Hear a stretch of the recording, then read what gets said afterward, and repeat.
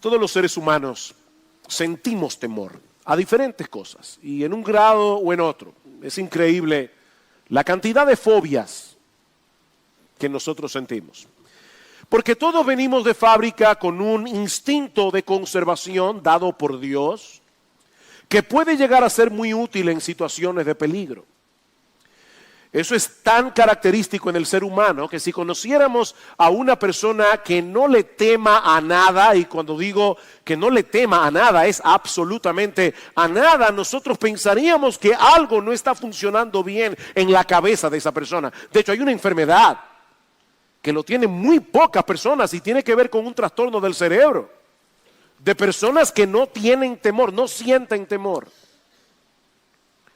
En este mundo dañado por el pecado, son muchas las cosas que amenazan nuestro bienestar y aún nuestra propia vida. Así que el temor no es malo en sí mismo, pero puede llegar a serlo si reaccionamos incorrectamente ante aquello que nos atemoriza.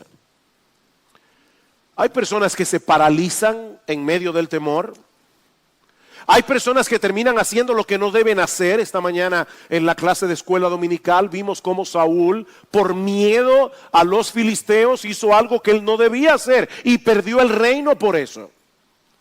Y muchos creyentes, verdaderos creyentes, pueden llegar a ser arropados por la incredulidad cuando se encuentran de repente en una circunstancia difícil y peligrosa. Y eso es lo que nosotros vemos en el pasaje que vamos a estudiar en la mañana de hoy.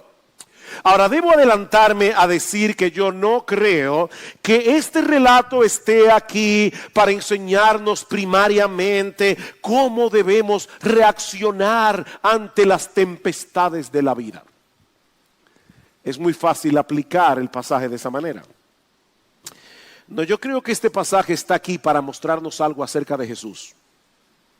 Y para mostrarnos cómo debemos reaccionar hacia Jesús cuando estamos en medio de cualquier tipo de peligro o de cualquier tipo de aflicción. Marcos nos dice que este incidente ocurrió el mismo día en que el Señor había llevado a cabo un intenso ministerio de enseñanza, dice en el versículo 35, y resalta el hecho de que ya estaba anocheciendo cuando ellos tomaron la barca. Es obvio que Jesús estaba sumamente agotado, que Jesús necesitaba descanso. Así que Él le ordena a sus discípulos que se embarquen hacia el otro lado, es decir, hacia la parte oriental del mar de Galilea, donde las ciudades eran más pequeñas, eran menos pobladas. El mar de Galilea es en realidad un lago de agua dulce, relativamente pequeño, de unos 20 kilómetros de largo y unos 12 kilómetros de ancho, y ellos iban a atravesarlo precisamente a lo ancho.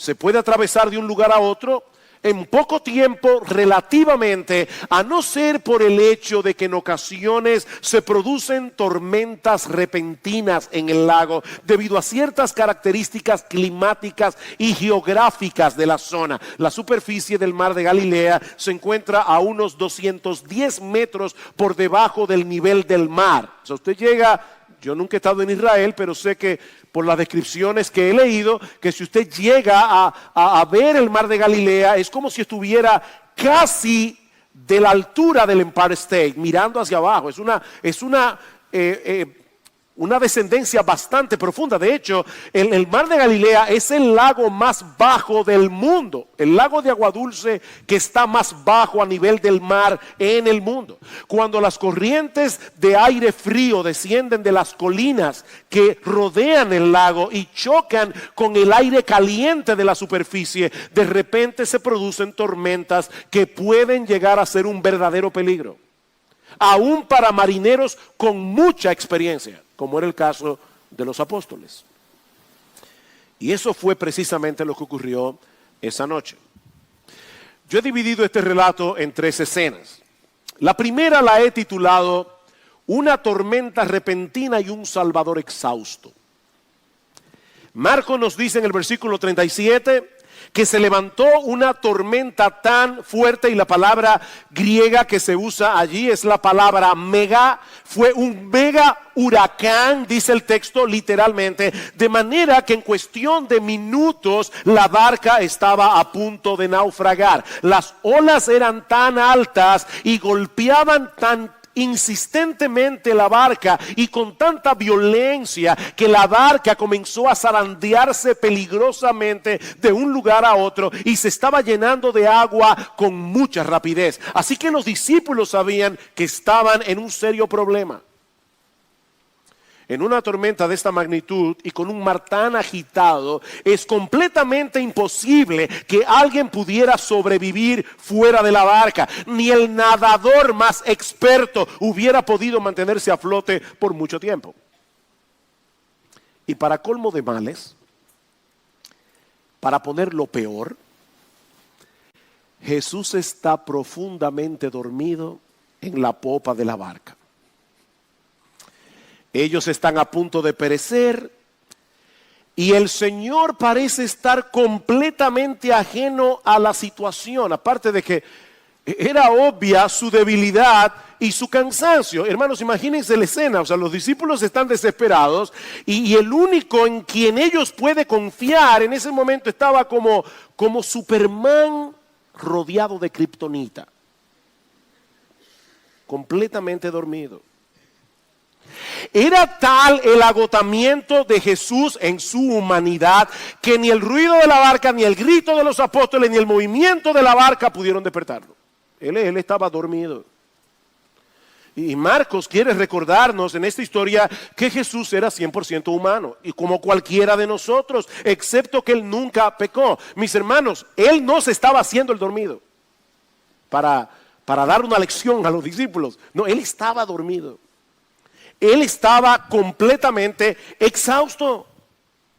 Y los discípulos sabían que su pericia como marineros no les iba a servir de nada para tratar de maniobrar en una tormenta como esta. Yo no sé cuántos de ustedes alguna vez han estado en el mar, en un bote pequeño. Yo recuerdo una vez que salimos a pescar con el hermano Asier y otra persona que iba con nosotros. Y desde que yo me subí en la barca, en el botecito ese, y las olas comenzaron a subir y a bajar, y no era nada ni parecido a eso, ya yo comencé a tener problemas. Y lo primero que me dijo la persona que iba en el barco fue: yo no me devuelvo por nadie.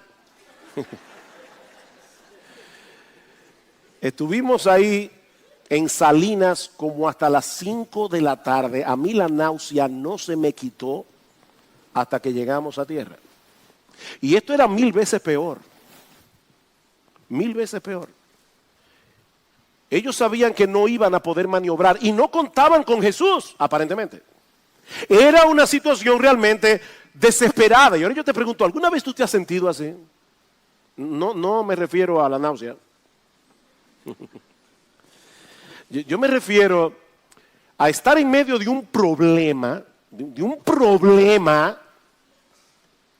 cuando tu capacidad de resolverlo ya llegó a su límite y el Señor parece estar haciendo otra cosa.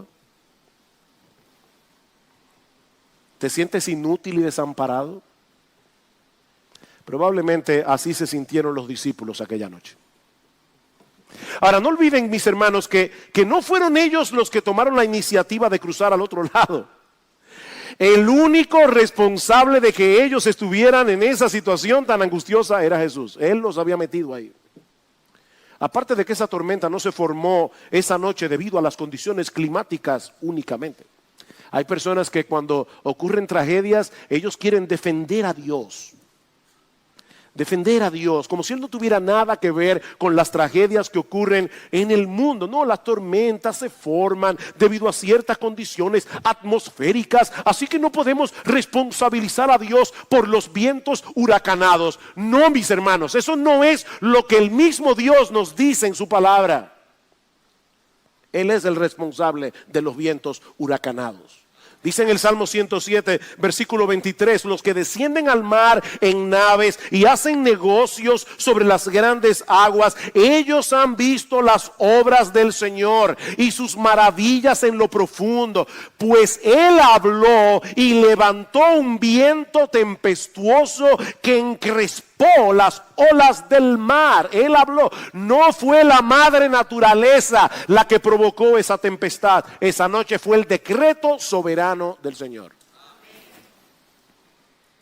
Él metió a los discípulos en medio de ese mega huracán, porque Él quería enseñarles algo acerca del poder y la autoridad del Señor Jesucristo. Un detalle interesante de esta porción del Evangelio de Marcos es que en el capítulo 4 del Evangelio nosotros encontramos, de hecho, las únicas 4 parábolas que se encuentran en el Evangelio de Marcos, y todas giran en torno al reino de Dios. Ahora, inmediatamente después de estas 4 parábolas, le siguen 4 historias que nos muestran el poder y la autoridad de Jesús, su poder y su autoridad sobre los elementos de la naturaleza en el texto que estamos estudiando. Luego en el capítulo 5 su poder y autoridad sobre los demonios, versículo 1 al 20. Luego en los versículos 21 al 34 su poder y autoridad sobre las enfermedades. Y luego en los versículos 35 al 43 su poder y su autoridad sobre la muerte. Ellos habían recibido instrucciones verbales acerca del reino, pero ahora iban a tener la oportunidad de ver a su rey en acción. Iban a tener la oportunidad de demostrar si ellos realmente estaban dispuestos a confiar en Él, no importa las circunstancias. En otras palabras, mis hermanos, la clase de teología acababa de concluir y ahora tenían que tomar un examen práctico. Esta tempestad fue cuidadosamente diseñada por Dios para dar una oportunidad a los discípulos a que pusieran en acción la teología que habían aprendido. Y mis hermanos, eso es lo que Dios hace con cada uno de nosotros. Alguien decía, mira, cuando tú le hablas a una iglesia, todos los que están allí o acaban de pasar por una tormenta, o están pasando por una tormenta, o van a pasar por una tormenta pronto. Así que espéralo. O ya pasaron por la tormenta, o están en la tormenta, o van a pasar por una tormenta. Y no piense que es una sola, para que no piense, ya yo pasé la mía. No.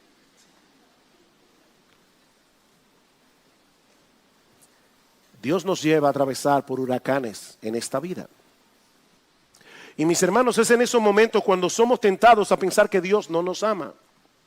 Es en esos momentos cuando somos tentados a pensar que Él nos está castigando por algo malo que hemos hecho.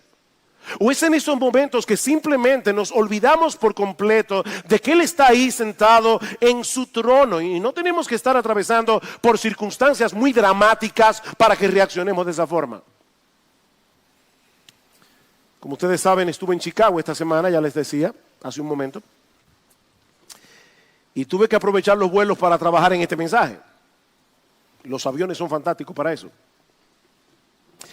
Cuando estaba sentado en el vuelo de regreso de Chicago a Miami, nos avisaron que había un problema con el avión. De hecho, cuando aterrizamos en Miami tuvo que venir los bomberos y todo ese tipo de cosas. No fue nada dramático, para que no se pongan nerviosos, pero fue medio, por lo menos me retrasaron el tiempo. El vuelo está retrasado, hay un problema, tenemos que regresar de nuevo a la puerta de salida. Ahora, yo sabía que el tiempo de conexión que había entre ese vuelo y el de Miami y Santo Domingo era muy ajustado, así que había una alta probabilidad de que yo perdiera ese vuelo y me tuviera que quedar en Miami esa noche, y eso no me hacía ninguna gracia. Hermano, ustedes pueden creer que providencialmente yo tenía mi laptop abierta en el momento que avisaron eso y estaba trabajando esta parte del mensaje que yo estoy diciéndolo ahora mismo. Yo dije, bueno, Señor, aquí está mi oportunidad de aplicar lo que tú me estás enseñando. Y ahí mismo llamé a Gloria por teléfono, por el celular, y le dije lo mismo. Mira, yo estoy estudiando la Biblia ahora mismo. el pasaje del domingo, me toca esta porción. Es posible que me quede en Miami, yo no lo sé todavía, pero mira, pam. Y ahí mismo le pude mandar un WhatsApp a una hermana con la que me estaba escribiendo, que está en Miami con su mamá, en una situación muy difícil, la tuvieron que internar, llamar al 911, algo bien aparatoso, así que compartí con ellos la historia también. Les di un tráiler de esta prédica. Mis hermanos, nuestro Dios es el Dios de las tormentas. Él es el Dios de las grandes y de las pequeñas. Y Él no exime a los cristianos a tener que pasar por ellas, porque esa es la única manera en que nosotros podemos aprender verdadera teología y fortalecer nuestra fe. La única manera. Déjame hacerte una pregunta. ¿Cuál es la forma más segura de llegar a ser bueno en un deporte? ¿Aprendiendo las reglas de juego o jugando? Mira, tú puedes leer un manual escrito por Roger Federer acerca de cómo se juega tenis y aprendértelo de memoria, pero la única forma de aprender a jugar tenis es jugando tenis. Lo mismo ocurre con la teología. Lo mismo ocurre con la teología. Dios quiere que nosotros le conozcamos íntima y personalmente. Es de eso que se trata la teología. Hay personas que creen que la teología es algo muy profundo. No, la teología tiene que ver con el estudio de Dios. Todo cristiano debe estudiar teología. De hecho, todo cristiano tiene una teología y algunos la tienen muy defectuosa porque no estudian.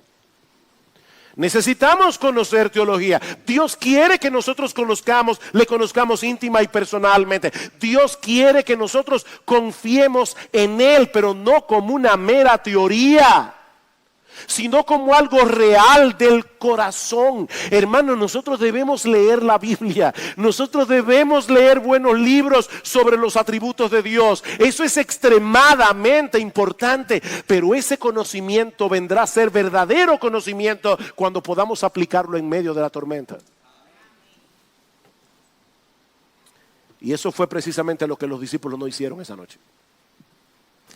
Y eso nos lleva a la segunda escena de este relato, que yo he titulado Un grupo de creyentes en pánico, en incredulidad y con insolencia. Versículo 38. Él estaba en la popa durmiendo sobre un cabezal, una especie de cojín hecho de piel, donde a veces los marineros descansaban durante la travesía. Y le dijeron: Maestro, ¿no te importa que perezcamos? Ese es uno de esos momentos cuando la incredulidad nubla los ojos de la fe y nos lleva a actuar con insolencia. Los discípulos se dejaron controlar de tal manera por el temor que perdieron la perspectiva por completo. Por un lado, ellos se dirigen a Jesús llamándole maestro, llamándole Señor, como dice el Evangelio de Mateo. Parece que unos gritaban una cosa y otros gritaban otra, aparentemente en una forma de respeto. Pero al mismo tiempo lo acusan en una forma insolente de no tener ningún tipo de cuidado para con ellos. ¿Es que no te importa? ¿Oyeron eso, hermanos? Ellos diciéndole a Jesús: ¿es que no te importa que perezcamos? En vez de mostrar una fe sumisa hacia el Señor y esperar tranquilos a ver lo que Él iba a hacer, la frustración y el miedo los llevaron a reprocharlo por su falta de cuidado y de amor.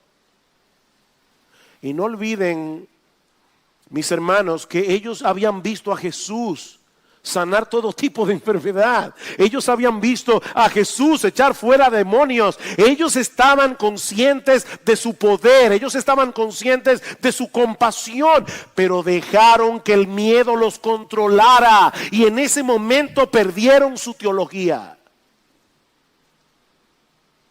Y yo imagino a Pedro, cuando le estaba contando a Marcos esta historia para que la incluyera en su evangelio, el sentido de vergüenza que tiene que haber sentido. ¿Alguna vez tú te has visto a ti mismo reaccionando de ese modo?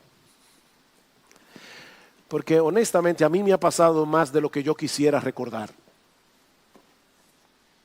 Sabemos que el Señor es bueno, sabemos que Él es todopoderoso, sabemos que Él es el creador de los cielos y de la tierra, sabemos que Él está lleno de compasión y de sabiduría. De hecho, nosotros tenemos ahora un conocimiento que los discípulos no tenían en ese momento. Y es que por su amor para con nosotros, nuestro bendito Señor y Salvador, Jesucristo, iba a dar su vida en la cruz del Calvario para satisfacer la justicia perfecta de Dios y así poder concedernos el perdón de todos nuestros pecados. Eso no había pasado todavía. Cristo fue desamparado por el Padre para que ninguno de sus hijos tenga que experimentar ese tipo de desamparo en ningún momento, en ninguna situación. Pero mis hermanos, ¿cuántas veces reaccionamos con esa misma clase de insolencia y de incredulidad en medio de la prueba? No lo decimos con palabras, pero es la queja sutil y silente que está detrás de nuestro descontento y de nuestra amargura. Hay una frase en inglés que lamentablemente no tiene el mismo sentido en español, porque es un juego de palabras. Pero en inglés se dice que las pruebas o te hacen bitter o te hacen better, o te amargan o te hacen mejor. O te amargan o te hacen mejor. Señor, una cosa es lo que dice la Biblia acerca de tu cuidado y de tu protección hacia los tuyos, pero otra muy diferente es lo que yo estoy pasando en este momento. Puede ser, Señor, que estas promesas tuyas se apliquen a algunos favoritos que tú tienes en la iglesia. Pero honestamente yo no me siento cuidado por ti. Repito, hermanos, uno no dice eso con la boca. Uno es lo suficientemente cuidadoso como para no decir eso así. Pero eso es lo que implica la actitud de nuestro corazón. Señor, yo no me siento cuidado por ti. Si te soy más honesto todavía, yo creo, Señor, que a ti no te importa. Eso fue lo que le dijeron los discípulos. A ti no te importa. Estamos a punto de morir ahogados y a ti no te importa. Por eso alguien decía que esta es la historia de dos tormentas. Una tormenta en el mar y otra en el corazón. Y la del corazón era peor que la del mar. Aunque debo hacer una aclaración aquí, hermanos, cuando estamos en medio de la aflicción, no es ilegítimo ni pecaminoso necesariamente sentir temor y aún tristeza. El Señor Jesucristo en el huerto de Getsemaní, orando al Padre, le dijo: Padre, mi alma está muy triste hasta la muerte. Yo no quiero crear un problema de conciencia innecesario. La tristeza en sí misma no es pecaminosa.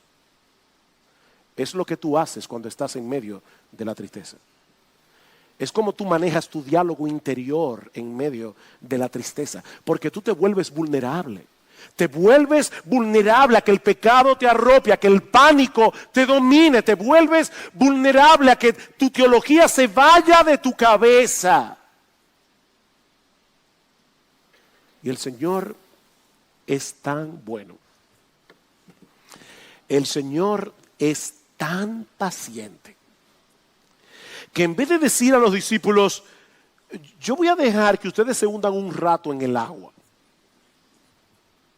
hasta que me traten con un poco más de respeto y me lo pidan por favor.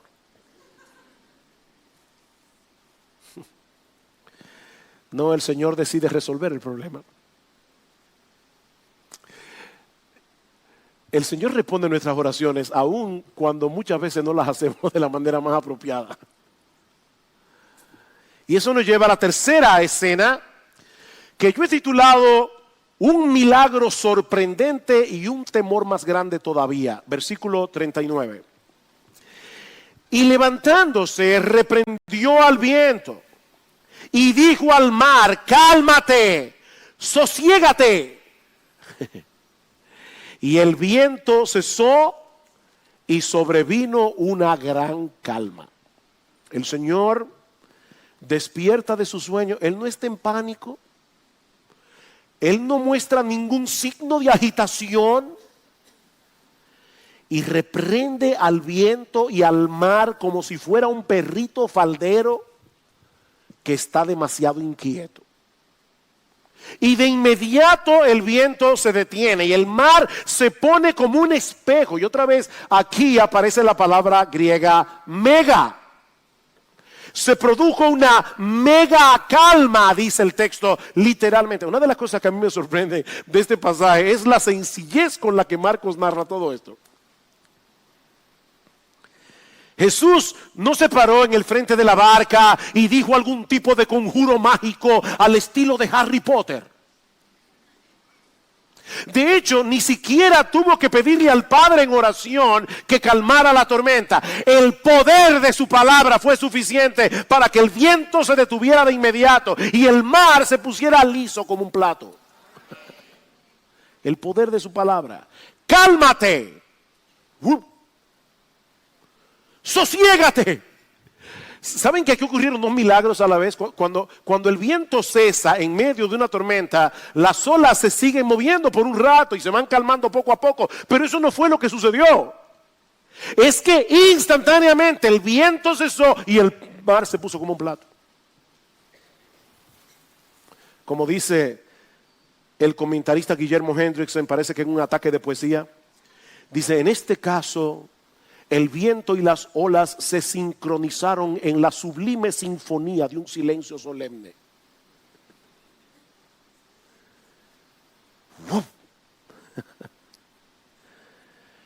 El Señor del universo había dado una orden. Una orden al viento y al mar que Él había creado. Y no tenían otra opción que obedecerlo. Ese mismo Jesús que unos minutos antes estaba profundamente dormido, ahora demuestra en una forma contundente que nada ni nadie puede resistir su autoridad, ni siquiera los vientos huracanados.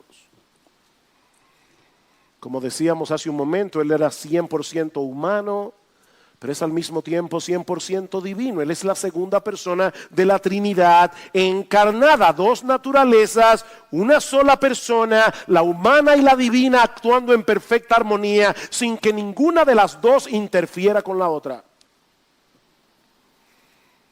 A final de cuentas, el pánico de los discípulos era injustificado. Porque el Rey de Reyes, el Creador de los cielos y de la tierra, estaba con ellos en la barca. Y en ningún momento dejó de estar en control en su naturaleza divina, ni siquiera cuando estaba profundamente dormido en su naturaleza humana. Ese pánico era injustificado. Mis hermanos, el gran problema de los discípulos no era la tormenta del mar. El gran problema de los discípulos era la tormenta de su corazón. El gran problema de los discípulos era su falta de fe. Versículo 40. Entonces les dijo: ¿por qué estáis amedrentados? ¿Qué pregunta? Yo imagino a algunos de los apóstoles: ¿cómo que por qué? ¿Por qué estáis amedrentados? ¿Cómo no tenéis fe? ¿Cómo no tenéis fe? Ellos no habían podido conectar los puntos entre los milagros que habían visto hacer a Jesús y la situación por la que estaban pasando en ese momento. Queridos hermanos, no son las circunstancias de la vida las que nos llenan de temor. No son las circunstancias de la vida, es la falta de fe. Es la falta de fe. Tenemos un montón de información almacenada en la cabeza acerca del poder, la bondad, la sabiduría, el amor de Dios, pero en el momento de la prueba nuestro diálogo interior nos traiciona. Tú vives hablando contigo mismo. ¿Y saben qué? Nosotros somos nuestro peor enemigo. Porque lo que nos decimos no corresponde con nuestra teología muchas veces. Sobre todo cuando estamos en medio de la prueba. Lo que nos decimos no concuerda con lo que sabemos de Dios y terminamos dominados por el pánico. Pero ahora viene la parte más extraña de esta historia.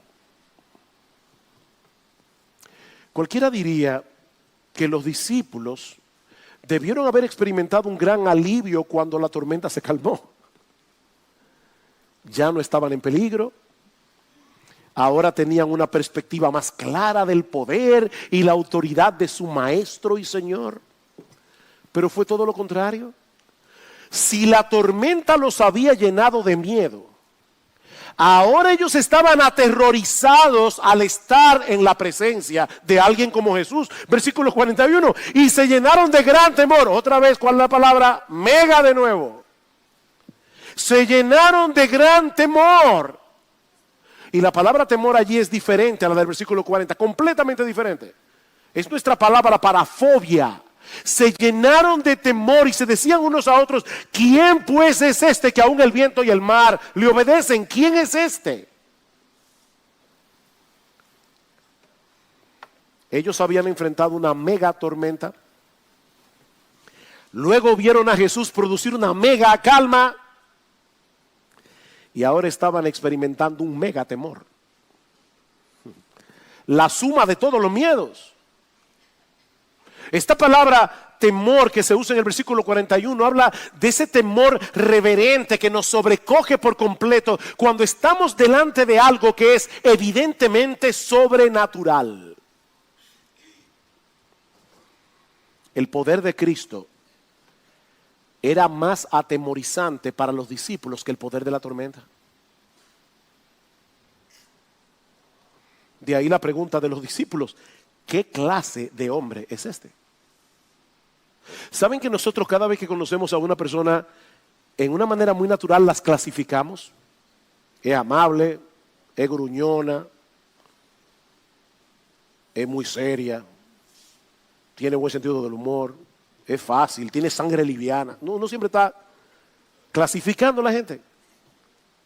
Bueno, en este momento los discípulos estaban buscando en sus mentes una categoría en la cual poder ubicar a Jesús, pero no encontraban ninguna porque nunca en la vida se habían topado con un hombre así. Lo que los discípulos estaban experimentando en ese momento era xenofobia. Xenofobia en el más alto grado que se puede experimentar. La palabra xenofobia es la palabra que se usa para el temor a los extranjeros o el temor a personas extrañas, que nos resultan extrañas. Y lo que acababa de ocurrir colocaba a Jesús en una categoría en la que no cabía nadie más. Él era único en su clase. ¿Alguna vez te ha pasado que tú estás con una persona que de acuerdo a la percepción que tú tienes de ella es más santa, más piadosa y más inteligente que tú? Quizás no es así, pero es como tú lo percibes. Y para colmo es una persona que parece tener un discernimiento tal que puede captar el error y puede captar el pecado aún en las formas más sutiles. ¿Tú alguna vez has estado delante de una persona así? Y lo incómodo que a veces eso hace sentir a uno. Bueno, imagínate a los apóstoles al estar enfrente de la persona de Jesús.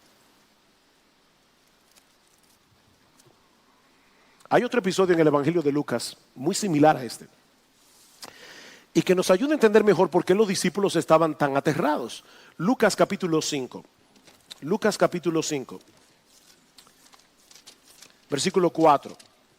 El Señor está enseñando a las multitudes. Los discípulos están allí disfrutando de la enseñanza. Y de repente en el versículo 4 dice que Él termina de hablar y le dice a Simón Pedro: sal a la parte más profunda y echad vuestras redes para pescar. Y ya no puede imaginarse, ¿verdad?, el apóstol Pedro. Mira, Señor, tú sabes de teología, yo sé de peces. Y nosotros pasamos la noche entera tratando de pescar y no sacamos un guppy. Y ahora tú dices que rememos mar adentro y que volvamos a hacer lo mismo en la hora menos apropiada para pescar. Mira, eso no tiene sentido, pero tú eres el maestro. Ya que tú lo dices, en tu palabra echaré la red. Y cuando lo hicieron, dice el versículo 6, encerraron una gran cantidad de peces, de modo que sus redes se rompían. Entonces hicieron señas a sus compañeros que estaban en la otra barca para que vinieran a ayudarlos, y vinieron y llenaron ambas barcas de tal manera que se hundían. ¡Wow! Fue todo un éxito. En una mente pragmática como la de Pedro, fácilmente hubiera podido decir: mira, Señor, vamos a hacer un trato. Vamos a formar una empresa pesquera. Yo solo quiero que tú vengas una vez a la semana y hagas ese truco otra vez, una vez a la semana. Y lo partimos 50 y 50. Pero eso no fue lo que hizo Pedro. Cuando Pedro vio la barca llena de peces, escuchen cómo reaccionó. Versículo 8. Al ver esto, Simón Pedro cayó a los pies de Jesús, diciendo: apártate de mí, Señor, apártate de mí, pues soy hombre pecador. Porque el asombro se había apoderado de él y de todos sus compañeros por la redada de peces que habían hecho. Cristo no había dicho nada acerca del pecado. Él no estaba predicando acerca del pecado, pero su mera presencia hizo sentir a Pedro profundamente incómodo. Yo no sé cuál fue el diálogo interior que Pedro tuvo, pero probablemente fue algo como esto: si Jesús es capaz de ver en el fondo del mar dónde están los peces y tiene tal autoridad que puede ordenarles para que se metan en las redes, ¿qué estará viendo él en mi corazón?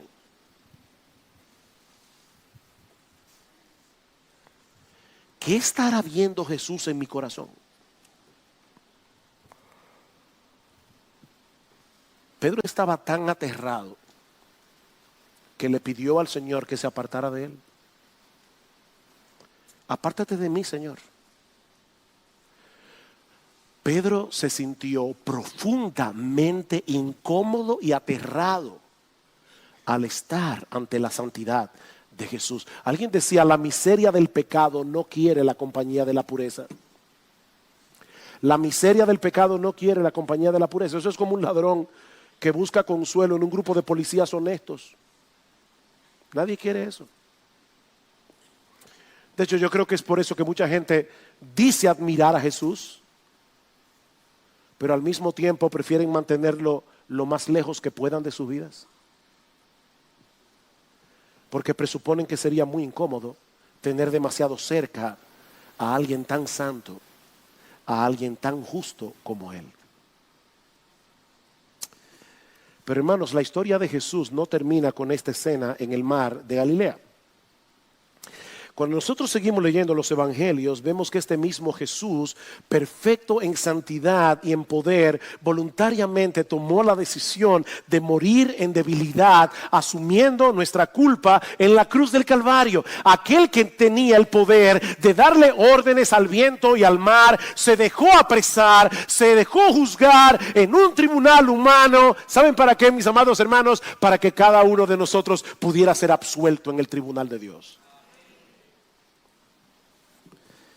Así que no tenemos que pedirle a Jesús que se aleje de nosotros, porque Él hizo todo lo que era necesario para que pudiéramos estar cerca sin ser aplastados por el peso de su santidad, sin ser aplastados por el peso de su justicia. Ahora, mis hermanos, piensen en esto por un momento. Si tú eres un verdadero cristiano, eso quiere decir que la persona más terrible, la persona más temible en todo el universo ha decidido aceptarte en su presencia. Me encanta cómo este personaje de las crónicas de Narnia, Lucy, le pregunta al fauno si Aslan es peligroso y dice: por supuesto que lo es, porque él no es un león domesticado. Mi hermano, el Dios del cielo te ha recibido. El Dios del cielo te ha perdonado. El Dios del cielo te ha cubierto con el manto de la justicia perfecta de su Hijo, y ahora te ha adoptado como parte de su familia. Él sigue siendo digno de temor reverente, porque sigue siendo el Rey de gloria. Pero ese temor no nos mueve a querer alejarnos de Él, porque ahora sabemos que ese Dios ha decidido amarnos en la persona de su Hijo, y ahora nos cuida como si fuéramos la niña de sus ojos. ese mismo Dios. De hecho, ese es el argumento que Pablo usa en Romanos capítulo 8. Romanos 8, capítulo 8, versículo 14 en adelante. El apóstol Pablo está hablando allí de cómo nosotros debemos mortificar el pecado, de cómo nosotros debemos ser santos si somos verdaderos creyentes. Pero dice en el versículo 14, porque todos los que son guiados por el Espíritu de Dios, y ahí no habla de ser guiado para ver qué carrera tú vas a estudiar o con quién te vas a casar. Por el contexto nosotros sabemos que somos guiados por el Espíritu de Dios a ser santos.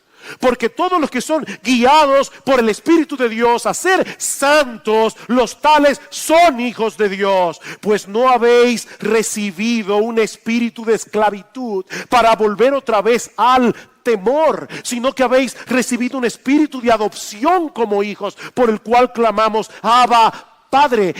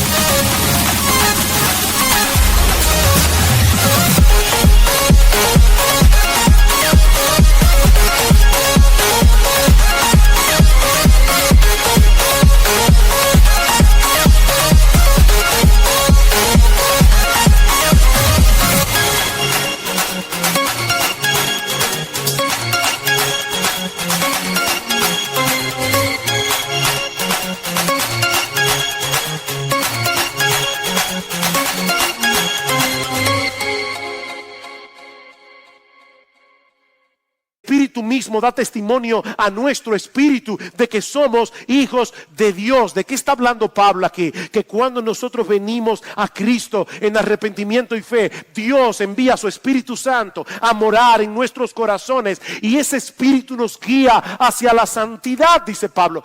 ¿Cómo el Espíritu hace eso? Escuchen bien, hermanos, ¿cómo lo hace? Sustituyendo en nuestros corazones un temor esclavizador por un afecto filial.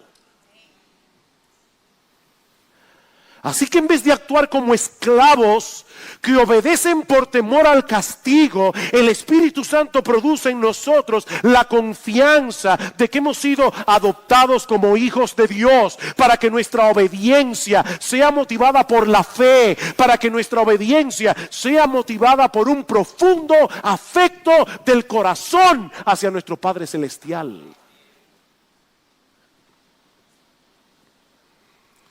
Queridos hermanos, si el Dios Todopoderoso nos amó de tal manera que estuvo dispuesto a enviar a su propio Hijo a morir en una cruz para poder adoptarnos y tratarnos de ahora en adelante como Él trata a su Hijo, ¿qué razones tenemos para paralizarnos ante el temor, para entrar en pánico ante las circunstancias adversas de la vida? De hecho, esa es la conclusión a la que llega Pablo más adelante, versículo 31 de Romanos 8. Entonces, ¿qué diremos a esto? ¿Qué diremos a esto? Si Dios está por nosotros, ¿quién estará contra nosotros? El que no eximió ni a su propio Hijo, sino que lo entregó por todos nosotros.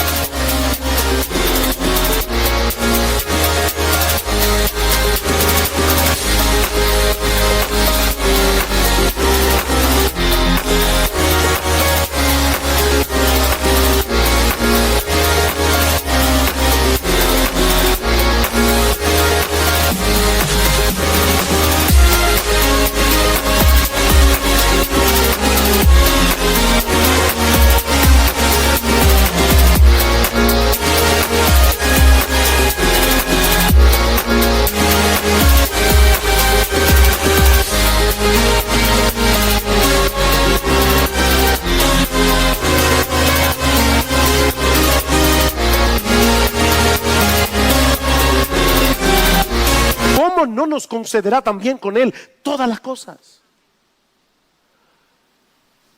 Mis hermanos amados de IBCJ, Jesús no solo calmó la tormenta aquella noche, sino que por amor a nosotros Él decidió sufrir la más terrible de las tormentas. Cuando recibió en aquella cruz todo el peso de la ira de Dios que merecían nuestros pecados. De manera que ya fuimos librados del más grande de todos los terrores.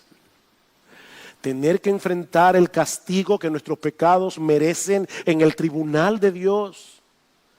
Y ahora estamos siendo moldeados por Dios a través de las dificultades de la vida para ser cada vez más semejantes a nuestro Señor Jesucristo.